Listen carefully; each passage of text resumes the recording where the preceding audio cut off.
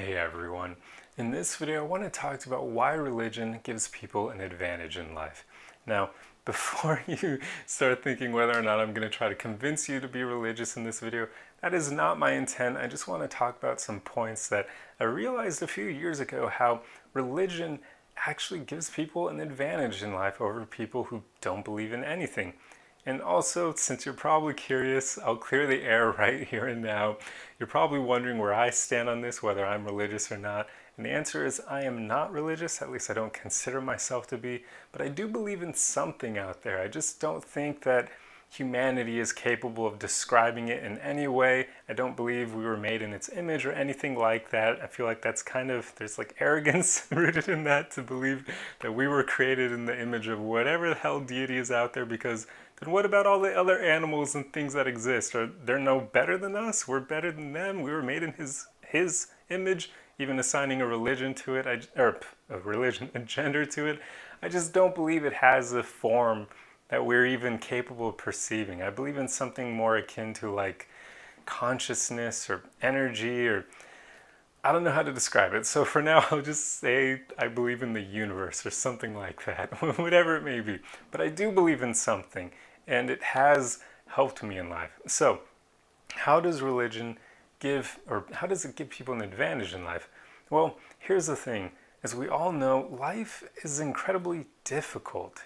We go through hard times and we never know when they're going to arise, but we do know it'll happen at some point because it's pure chance, it's pure probability. There will eventually be hard times in our life. Things will get difficult at some point. And when that inevitably happens, people who believe in a religion or spirituality or something like that, they have a huge advantage because they're able to draw strength from their faith, meaning they're able to reach out to whatever they believe in for advice or for the right path to take, or just to vent their emotions and the way they're feeling, because that's powerful in and of itself.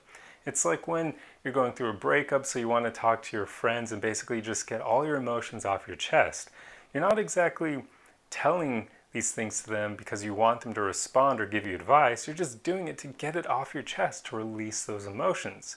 Well, people who believe in something out there, they're able to talk to that thing and vent to it. It's almost like if they were to vent to one of their friends, only they're able to do it without their friends being around. So it makes it so they're able to draw strength even when other people aren't around them. And that also means they never feel alone, because no matter where they are, they feel connected to whatever they believe in, their faith. That's incredibly powerful. I mean, think about that.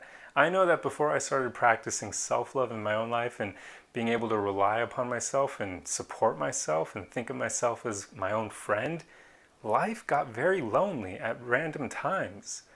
I remember those moments. They were horrible. I mean, loneliness can be crippling. It can be devastating. People literally commit suicide because of feeling so lonely that they don't want to feel that way anymore, and they feel a better thing is to just not feel anything anymore. And I don't agree with that at all. But I remember there were moments where I was feeling loneliness like that, and I even contemplated suicide. Thankfully, I didn't plan anything or even attempt it.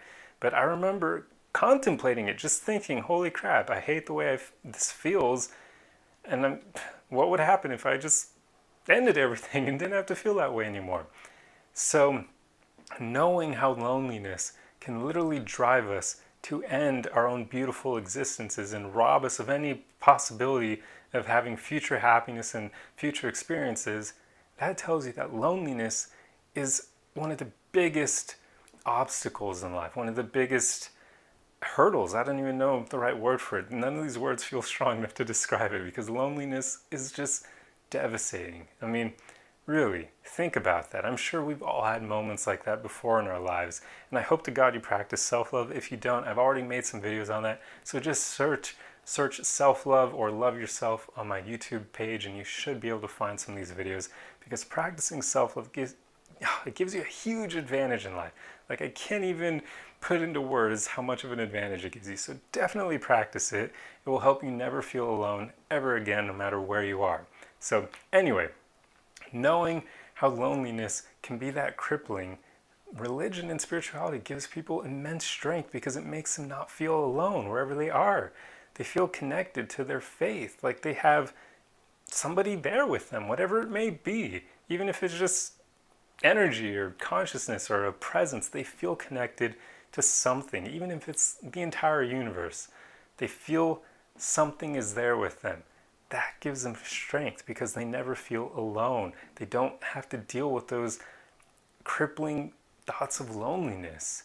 And that right there is just, I mean, that enough is on its own one of the main reasons why religion is such an advantage for people who are religious. Just that alone is huge.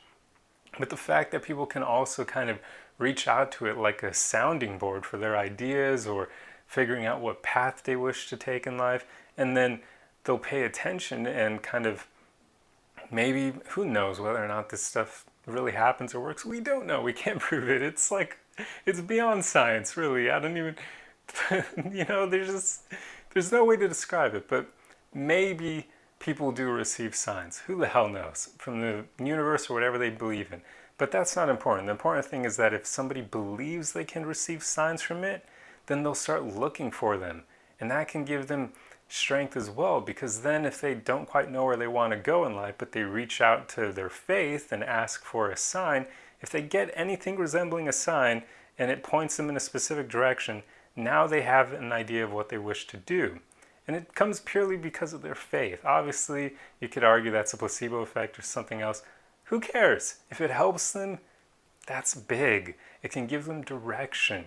So basically, religion gives people strength, it helps them never feel alone, and it can give them direction in life.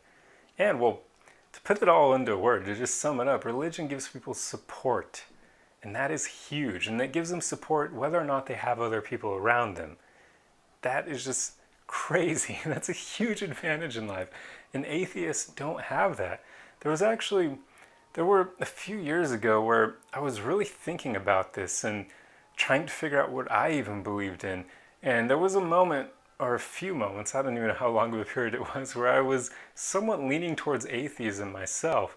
But then I realized it'd be kind of arrogant to just completely assume that nothing exists out there. It's like humans can't really prove it. There is no way to prove it. I know that that's the reason why a lot of atheists become atheists, because they're like, we can't prove it, so it must not exist.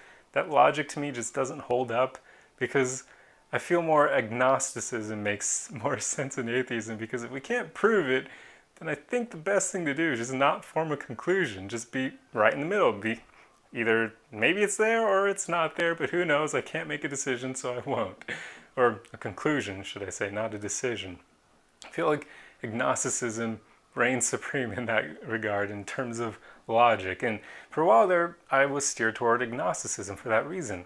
But then I just started thinking more, and I realized how religion does give people strength, that advantage, because it allows them to just reach out to something for help.